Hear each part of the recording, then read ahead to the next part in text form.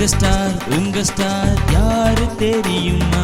Shining star morning star யாரு புரியுமா? உங்க ஸ்டார் யாரு தெரியுமா? ஷைனிங் ஸ்டார் மார்னிங் ஸ்டார் யாரு புரியுமா? யாரு? J E S U S Jesus.